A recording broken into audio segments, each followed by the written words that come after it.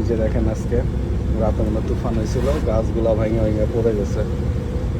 আর আমরা যখন হচ্ছে ভিলেজ এরিয়াগুলোর মধ্যে চলে আসি, তো তখন হচ্ছে লরি ফাস্ট ড্রাইভিং করা খুব ডিফিকাল্ট। তারপরে হচ্ছে আমাদের ড্রাইভার জলি খুবই এক্সপার্ট।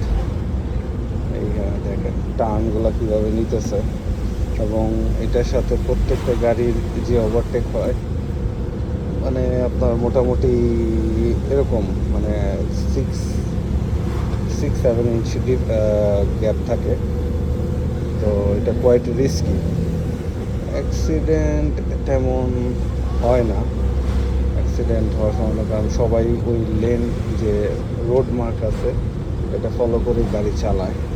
তবে ইউকের পরিসংখ্যানে সবচেয়ে বেশি অ্যাক্সিডেন্ট হয়েছে কান্ট্রি রোডে।